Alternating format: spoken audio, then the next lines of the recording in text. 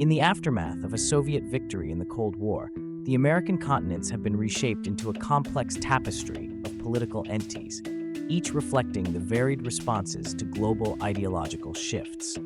Some of these nations have turned to ultranationalism, others have turned to communism, and still others have remained liberal and democratic. What unites them? The commitment to their own independence and freedom from entities such as the American People's Federation, which seeks to bring them all into the general order.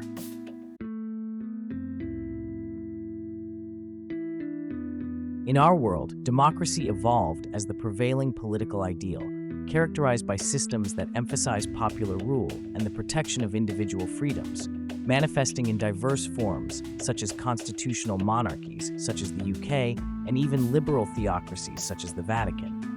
In contrast, in this alternate timeline, the dominant ideology is based on a revolution where the focus shifts from democratic governance to the principle of overthrowing systems deemed outdated and adhering to a specific set of doctrines.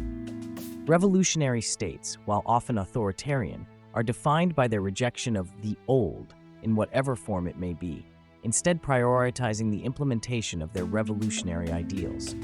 This ideological framework values the act of revolutionary change as a central tenet, distinguishing itself from democratic states that prioritize popular sovereignty and individual rights.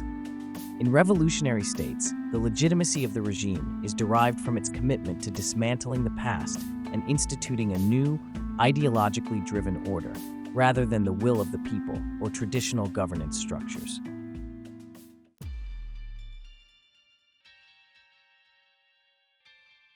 Now, the first nation that achieved independence from the USA is the Confederate States of America, CSA, a nation with its capital in Richmond. The CSA's government, a convoluted mix of theoretical socialism and practical dictatorship, attempts to steer the country towards a form of communism, but instead devolves into a regime dominated by a cult of personality. Despite its attempts to espouse socialist ideals, the CSA is frequently criticized as a bastion of outdated values, including entrenched racism, discrimination, and a fervent nationalism that stands in stark contrast to its revolutionary rhetoric. The CSA is characterized by a culture deeply rooted in Southern American traditions and Baptist religion, which often conflicts with its self-proclaimed goals of progressivism. The regime's internal dynamics are marked by a notable fear of a substantial pro-American faction, particularly in its border regions, which fuels its oppressive policies. Despite this, the CSA clings to a facade of democratic principles, advocating for states' rights and collective ownership through mechanisms such as debt slavery on plantations. This juxtaposition of socialist rhetoric with regressive practices contributes to its reputation as a nation struggling between the demands of ideological purity and the harsh realities of its governance. The Soviet Union views the CSA as a cautionary example of how American influences can corrupt revolutionary ideals and perpetuate counter-revolutionary values, reinforcing the stereotype of a nation that is both a relic of the past and a symbol of ideological failure.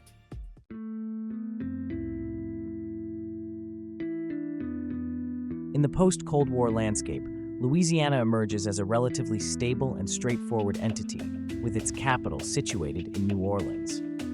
The state retains a rich French cultural heritage and practices a predominantly Catholic faith, which shapes its societal norms and values.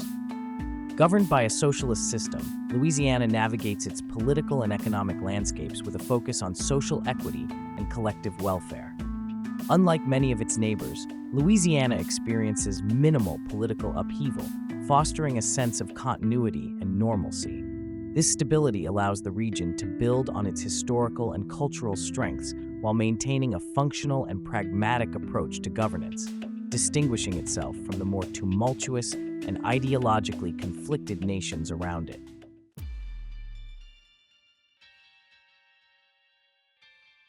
In the post-Cold War era, New Africa finds itself under the iron-fisted rule of a dictator whose nominal adherence to communism is little more than a facade. This leader, leveraging his position to curry favor with the Soviet Union, swiftly dismantles the liberal democratic framework in favor of a nationalist regime marked by a fervent cult of personality.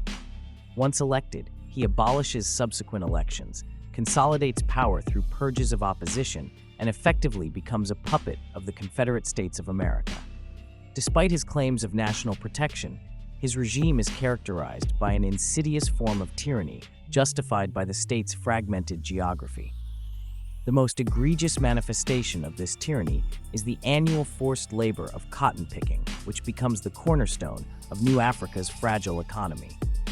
This practice not only enriches the elite, but also aligns with the Confederate States of America's interests, as the Confederates benefit from the economic advantages of slavery without the direct stigma of racism.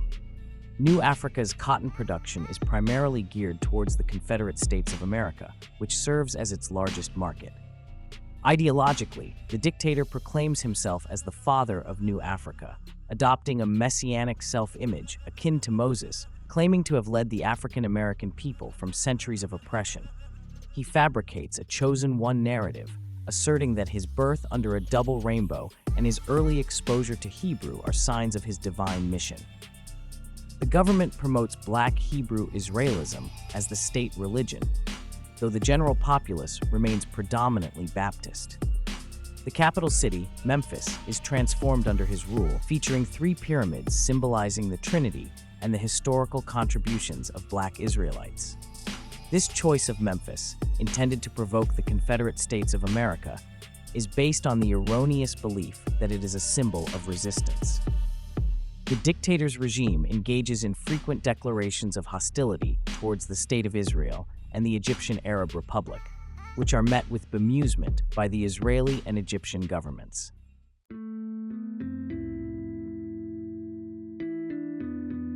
In the aftermath of the Cold War, Florida, with its capital in Miami, undergoes a tumultuous transformation.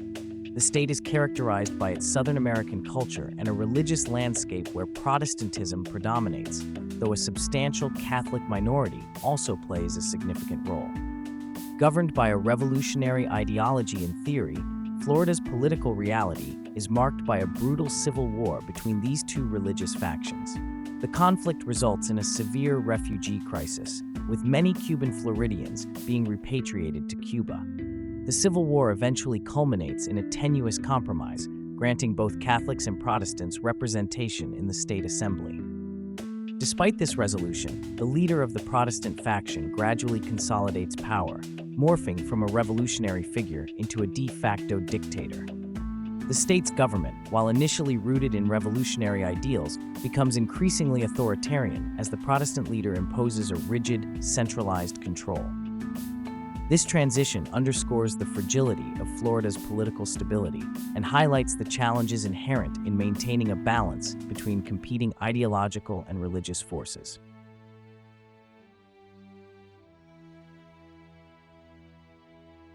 Hawaii emerged as an intriguing entity with Honolulu as its capital. The region retains its American cultural roots, but is distinguished by its significant East Asian minorities. Religion remains predominantly Protestant with substantial Catholic communities. Despite its revolutionary government in theory, Hawaii transitions into a dictatorship under a leader who, while authoritative, adopts a relatively moderate stance. The dictator emphasizes Hawaii's historical legacy as an independent state and its self-sufficiency, a narrative that both intrigues and irritates the American Federation. Despite the underlying tensions, diplomatic relations between Hawaii and the American Federation remain relatively stable.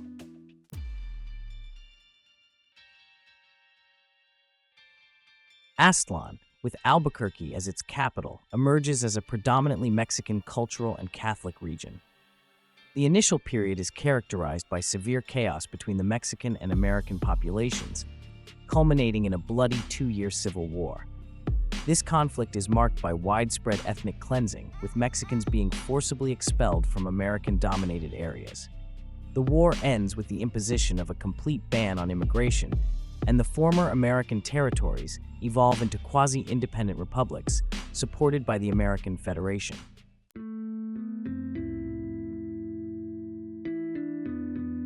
To the east, Rio Grande, with Corpus Christi as its capital, begins its journey under a socialist government amid economic turmoil caused by a blockade from Texas and the Confederate States of America.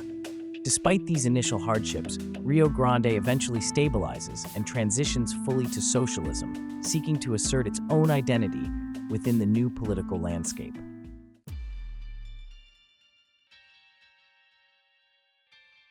Texas, with Dallas as its capital, faces significant internal strife as tensions between Mexicans and Americans lead to violent riots and insurgencies.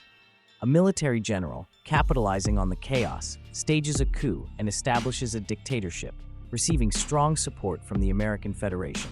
However, Texas remains divided by a substantial pro-Mexican faction, which secedes to form the largely independent Republic of Central Texas. The region is further destabilized by ongoing hostilities. Aztlan and Rio Grande are locked in a protracted war with Texas, driven by territorial and political ambitions. This conflict reflects the deep-seated animosities and competing interests that define the post-collapse landscape of the former United States.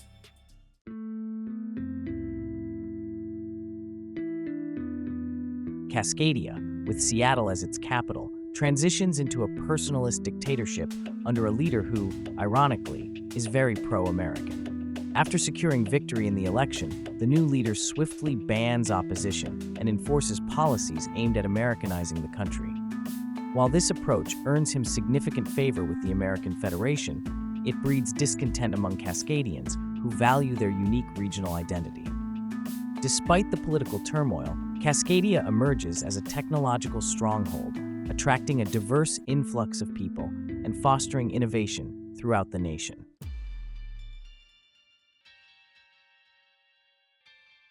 In the aftermath of the Soviet victory and the dissolution of the United States, California, with San Francisco as its capital, adopts a Maoist form of government. The state's culture remains predominantly American, with a significant Mexican minority, and Catholicism is the dominant religion. Despite initial efforts to implement communism, California faces staunch opposition from a radically pro-American faction based in Los Angeles. This faction, the most fervently pro-American outside the American Federation, even adopted the Stars and Stripes as a symbol.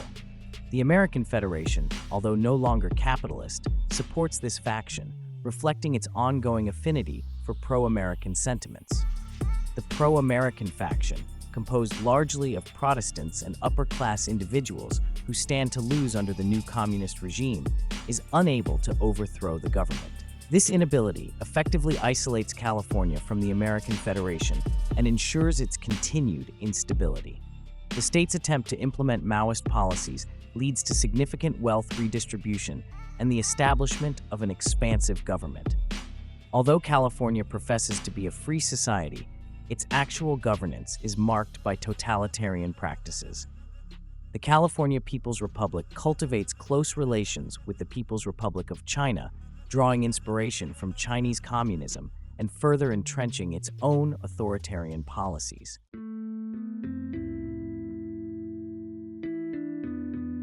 In the wake of the Soviet victory and the collapse of the United States, Deseret, with Salt Lake City as its capital, stands out as the world's last liberal democracy outside of Asia. Its culture and religion are deeply rooted in Mormon traditions, and its government maintains a liberal democratic framework. Deseret prides itself on being the true bastion of American ideals, with its English descent, adherence to liberal democratic principles, and dedication to the most authentically American form of Christianity, Mormonism. However, beneath this surface of apparent stability, tensions simmer. Progressive Democrats, communists, and radical ultranationalists within Deseret seek to expand its influence into the Great Plains, aiming to diminish the power of the Mormon Church and reshape the region's political landscape.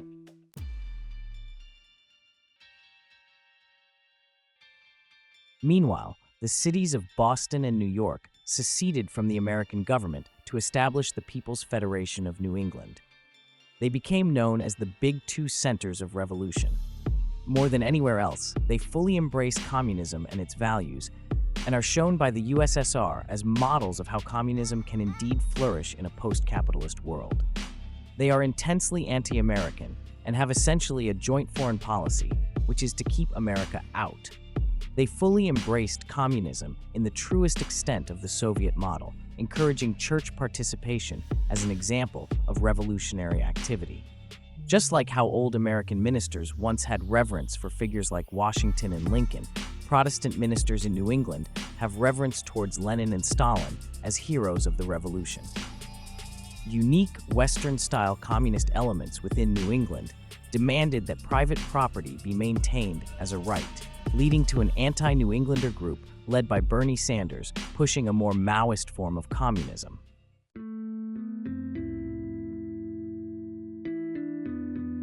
Outside of the United States, the global ideological landscape is sharply divided between Soviet communism and Chinese communism, each embodying distinct visions of society and governance while remaining rooted in Marxist principles.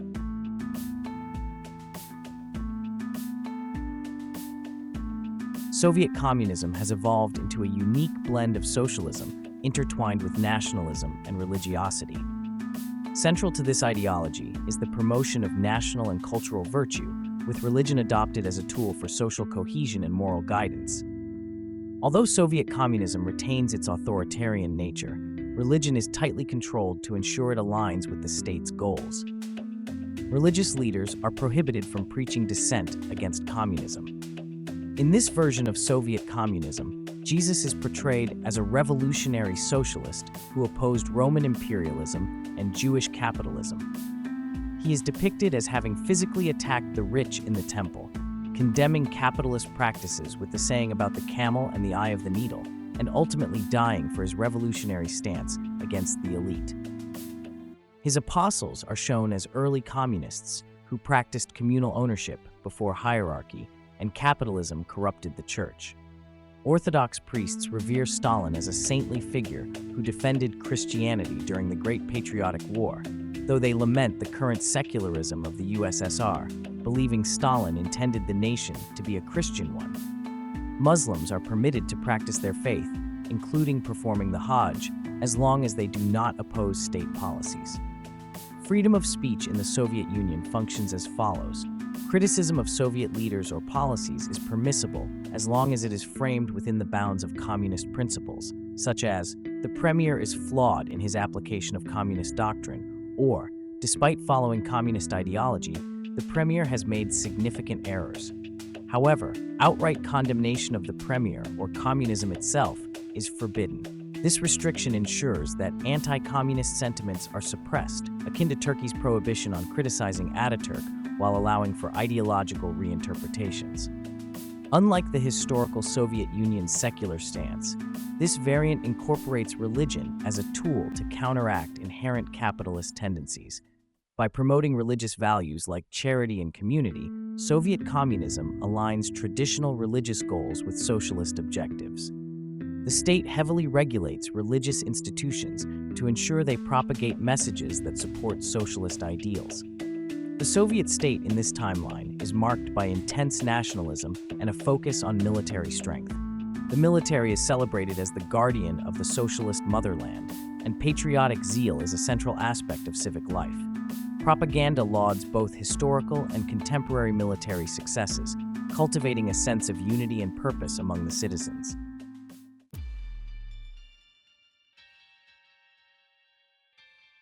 Meanwhile, Chinese communism adheres closely to original Marxist theory, emphasizing the revolutionary potential of the working class to redefine societal structures.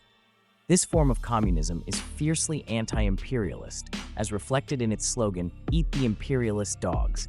It maintains a strong focus on class struggle and the overthrow of bourgeois elements. Chinese communism is marked by its revolutionary fervor and willingness to disrupt traditional social structures. It encourages radical actions, such as students overthrowing teachers and children challenging parental authority, viewing these acts as necessary for dismantling oppressive hierarchies. This ideology rejects religion entirely, considering it an opiate that distracts from the revolutionary cause. In China, the revolution is not the end of the road, but is rather the road itself, and until all obstacles are cleared, utopia cannot be achieved. This is why China destroys all of its culture, encouraging others to do so as well, and becomes the vanguard state. All opposition to the great leader is punishable by death, and hierarchy is abolished completely. Everyone is terrified of being in any position of authority, and the population must endure relentless struggle sessions where they admit their mistakes or their inadequacy to serve the revolution completely. The idea that some people or that some truths are superior to others is an obstacle to the revolution. All truths are equal. Virtually all history, art, literature, etc. are destroyed, and history begins in 1949, the New Year Zero, before which were the days of unenlightenment, which led to the century of humiliation by the capitalists. This leads to the destruction of families due to parents and children, and men and women being turned against each other, and combined with abortion, easy access to divorce, and the one-child policy, China's population and economy stagnates, starting in the 1990s. China never rises to being a great power, and instead is a totalitarian state where the people live in constant fear of being accused of counter-revolutionary activities. Progressives in the West are enamored by the idea of continuous revolution and are inspired by the Chinese model. They see China as the only communist state that is actually creating equality between its citizens, rejects hierarchy of all types, church, education, income, gender, and fully rejects its backward past, even though they're not real communists. Little do they know about the many famines, the demographic disaster, or the miserable living conditions. Communist China has indeed made everyone equal, they are just equally poor.